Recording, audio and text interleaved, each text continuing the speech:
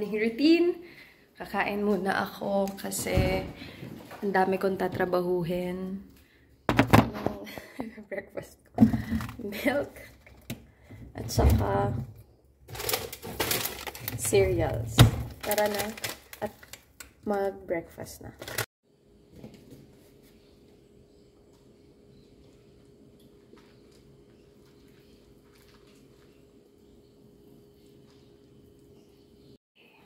Parang namumutla ako. Kulang sa tulog. And yeah. I need to do my errands. Later, after ng work. But, dami kong trabaho.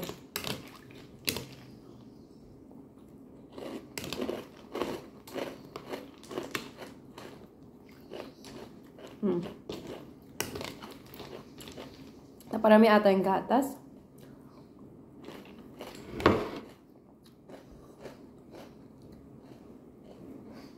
I like eating breakfast. Love eating breakfast. Pero minsan kapag weekday, parang pagkakain ka sa umaga, parang nasusuka ka. Pero ako, I always push food every morning. I need to force myself to eat breakfast. Kasi nahihilo ako. Tapos, pag di ako kumakain ng umaga on a weekday, tapos papalipasin ko yung breakfast, tapos magla-lunch ako. Kadalasan yung lunch ko, di ko nakakain, nawawalan ako ng gana.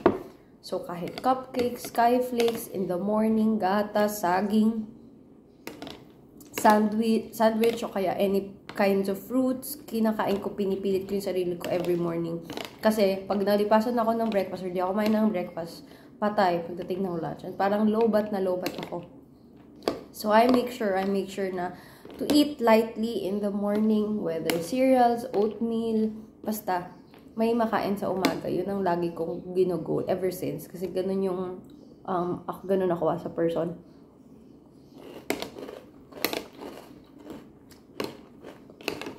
But,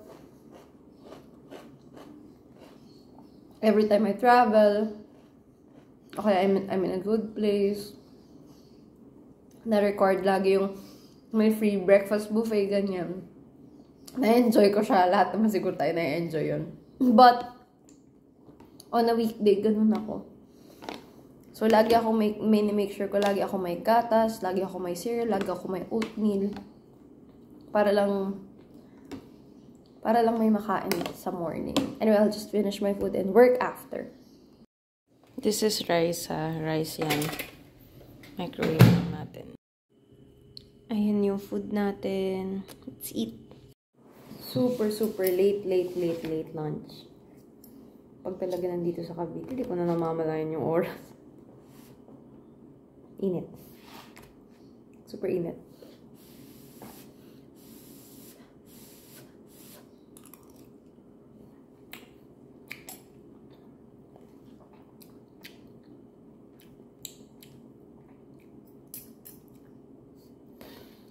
Lasa naman pagkain.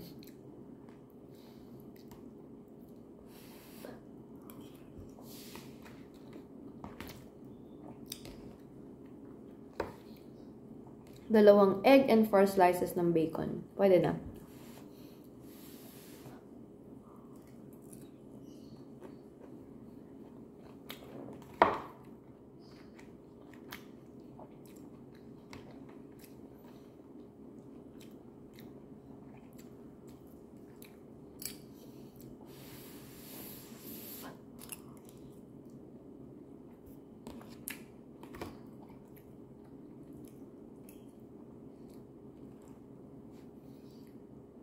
And then, Greek yogurt ako.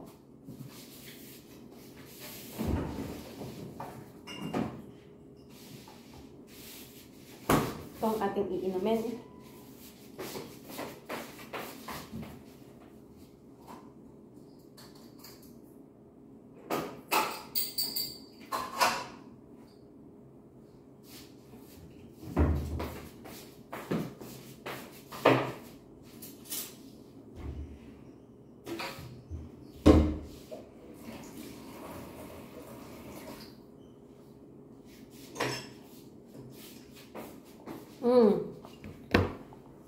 Super perfect.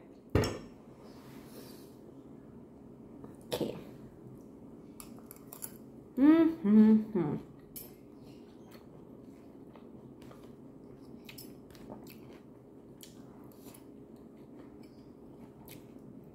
Sarap ng pagkaka-fry ng bacon. I like it.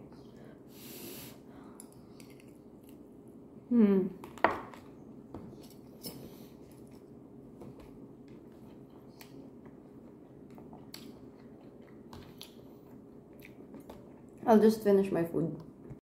Okay, I'm done with today's routine and nakapag-shower na ako. Oops. Skincare lang ako and the usual skincare that I use at alam niyo naman na halos yung ginagamit ko lagi sa aking face. Okay, para malinaw. Ay! Hindi natin lagyan ng ilaw.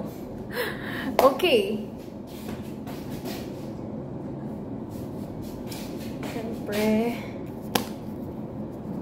usual na lagi naman.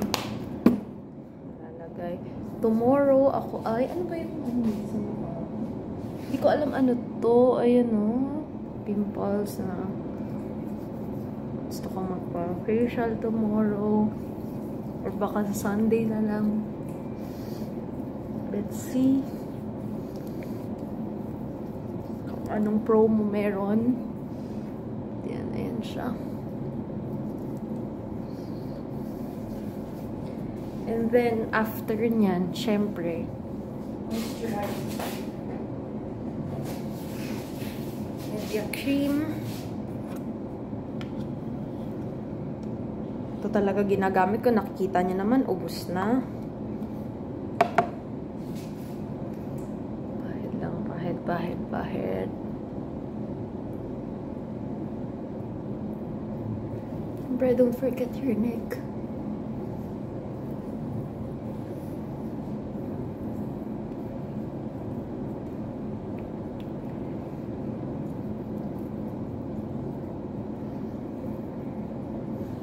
Ang sarap talaga mag-skincare. So, tapat ng aircon.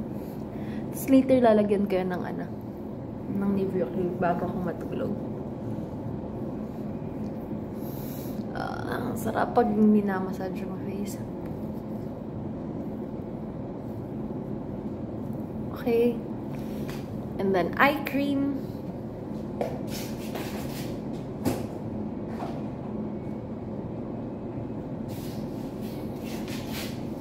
Quick FX. At lagi lang din itong ginagamit ko. Wala nang iba.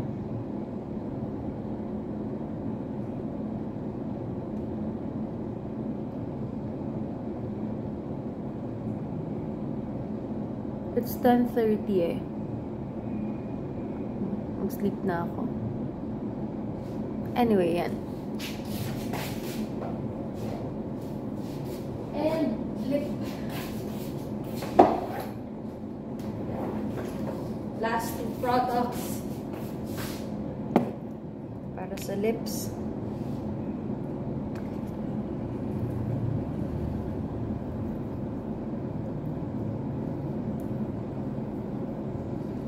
Dagdagan natin kasi yan yung part na laging sobra bang dry ganon. Yan. And lastly, retinol. Ganyan lang kaliit.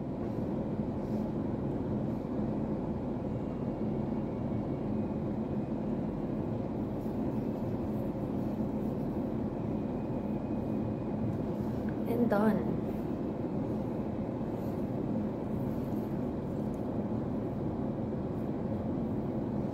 And then later, iinom ng gatas bago matulog.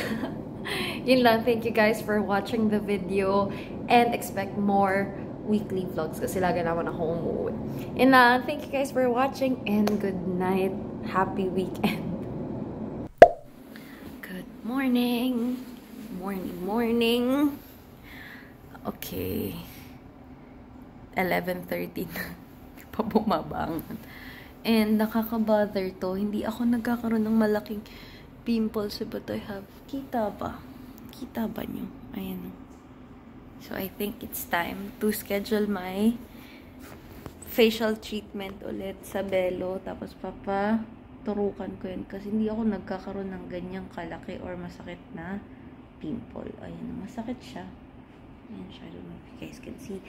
So, magluto muna ako ng food. I think magpapasta ako. Gawa tayo ng pasta today. Yun, gagawin ko. Ito yung lulutuin ko for my brunch. Pesto tayo. Tapos lagyan ko ng mushroom. Tapos ito, linguine. Tapos yan, gigisa ko lang. Super bilis lang nito. So, init na ako ng pan para dun sa pasta. Ito na yung pesto na naluto ko at hindi ko alam kung masarap ba to. Yan. Huge fan of pesto. Pero, ilang beses ko nang tinatry. Noon pa, na magluto ng masarap na pesto, pero hindi ko kaya.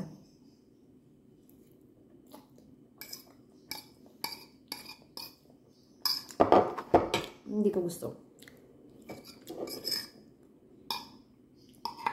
Buti na lang paubos na yung pesto sa ref.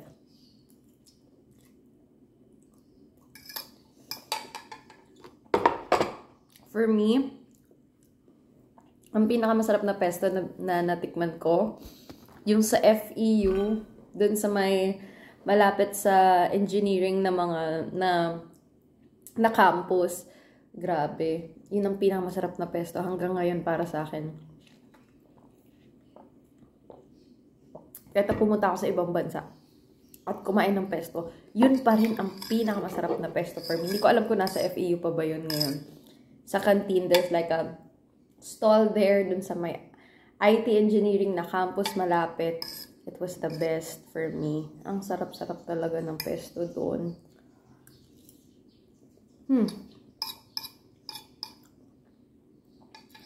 Pero for today, pantawid gutom. Pwede na.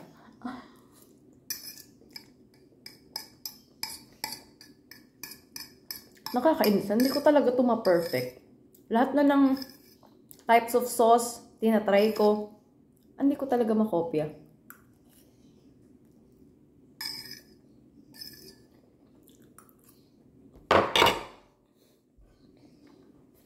Dahil ako nasarapan sa food, iisip pa ako ng kakainin. Wait lang. Katatapos ko lang mag-journal. I needed this. And para ma-clear din yung utak ko. And syempre, mag-exercise tayo bago tayo mag-shower. Gusto ko nag-exercise paggabi. So, ito na yung mga workout routines natin. Mabilis lang tayo. It's almost 8. So, 8:30. Sana matapos na yan. Ayan na lang natitira kong water for today. Let's go! I'll be working out for 30 to 45 minutes. Tapos, magsha-shower. Tapos, magwo-work. And tomorrow, I'll run some errands and next week, balik na ako sa pag-review for my semester. And yeah, I don't have any other goals in life aside from getting my second property. Can't wait for that. I really just can't wait for that. Sobrang excited na ako dun sa mini resort na gusto kong ipa-Airbnb soon. Pero hindi naman lahat madali. Hindi ganun kadali lagi. I really need to prepare for that so that I'll have income pag gusto ko nang mag-focus sa law school sa third year ko. I've been planning that. Wala na akong ibang goal in life but to become a lawyer. Parang yun na talaga yung gusto ko for myself. And I'm also starting to watch out my diet, my physique. I'll be turning 29 this year. Matagal pa naman, sa November pa naman. Pero ngayon 2024, magto-29 na ako. Next year, 30 years old na ako. So I really need to take good care of myself, especially with my food intake, yung sleep.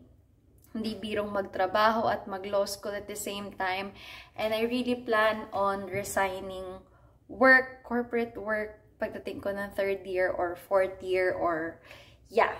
yung ano na yun, yung years na yun, dapat wala na ako sa corporate world because I really need to focus on my studies and taking the bar.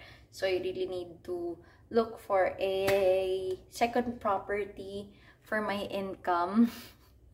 Patapos na rin kasi yung kotse ko, ganun-ganun lang. Tapos na agad yung pagbayad ko sa kotse. So I'll just have the maintenance and then yung amortization ng bahay ko dito kasi may mga ilang years pa that I need to pay for the house.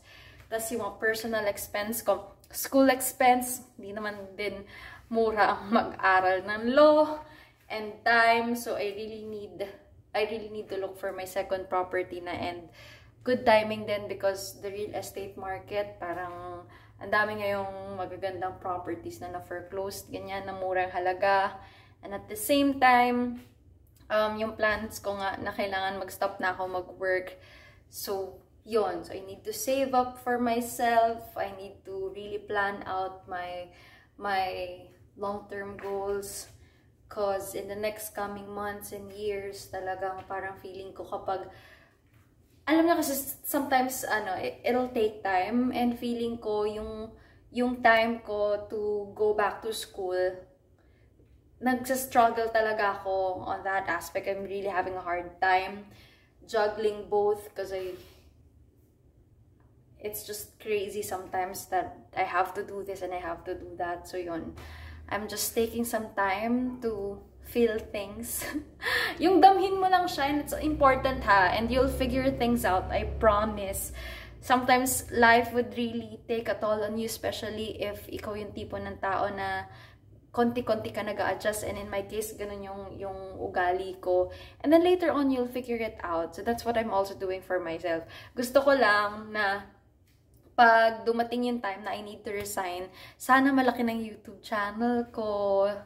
Tapos, sana meron na akong pagkakakitaan, which is that Airbnb nga na mini resort na pinaplan out ko. So yeah, that's what I have in mind. I'll try to document that, pero hindi yun agad-agad kasi tong bahay nga na to, ilang years to. I got this house, nag-start ako magbayad for the down payment, 22 years old ba ako? 23, 24, 25, 26, 27, 28. 5 to 6 years siya bago siya mangyari, hindi po siya ganun kadali. So 5 to 6 years, tas nagka-pandemic pa nun eh. Yeah, so siguro in 4 years time, kung walang pandemic, nagawa ko naman na siya. But because of that, hindi. So, I was looking forward not on getting my second property. Hopefully, this year or early next year. Tapos, yung construction, naman sana magkaroon ng pandemic, no? Tapos, pagdating ko next year, slowly, bibuild ko na siya. Hindi naman dapat biglaan eh. Pwede namang konti-konti. Kung wala naman kayong pera, pwede namang konti-konti. Sanay kasi mga tao, gusto agad nila yung tipong biglaan. In my case, I don't work that way. Medyo dahan-dahan ako, baby steps lagi. Kasi hindi naman ako mayaman, wala naman ako maraming pera for that. So, konti-konti, I build that second property. So, I'm planning on getting it this year or next year. Medyo magulo pa siya sa utak ko, pero na-visualize ko na yung yung outcome. Importante yun eh, na-visualize mo na siya, nandito na siya. As to how you'll get there, yung journey medyo matagal, medyo rough, medyo mahirap. But that's fine. So yun, going back to working out again, kasi nag-gain talaga ako ng weight.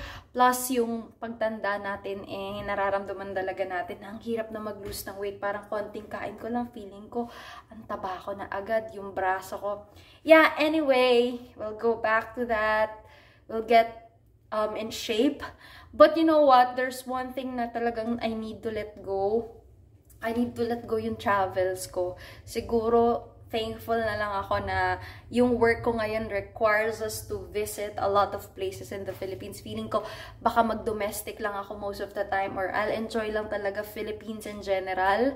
Baka I don't get to travel international this time. Well, nasasad ako doon, but when I checked yung finances ko, parang di ko talaga siya kayang masingit kasi ang kailangan ko i-prioritize is getting an income through that property na bibilin ko para I'll turn it into a mini resort so that people can rent out the place. Yun yung yun yung iniisip ko ngayon. So, I'll try to document that. It's 8, I need to work out na, and i-update ko kayo later. Oh my God. I just finished my workout. Grabe. Oh my, such a mess. Oh my. I'll take a shower pero dahil pawis ako, inom lang akong gatas na malamig. So, uminom ng gatas. Grabe! It was a good workout. Bukas ulit. Let's keep this running into our system. And then, what time na ba? Dapat 10, makasleep na ako. So, inom lang muna tayo ng milk. Kasi, after nito, mag-shower na tayo. Whoops! Wait lang. Ayaw tayo ng ating camera. Ayaw makisama.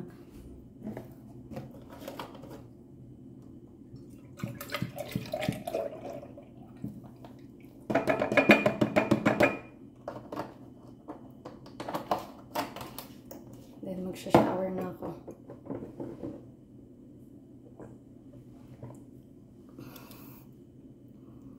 Naggatas ako kasi upaubos na yung tubig ko and I need something to drink.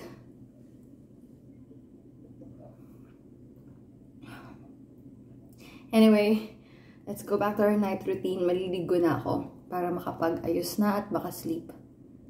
I almost forgot to end the video. I have so much things to do tomorrow and I'm so happy naman na nakapag-exercise ako today, but I really need to sleep. Super late na. It's 12 midnight. Thank you guys for watching the video. See you in my next one. Good night!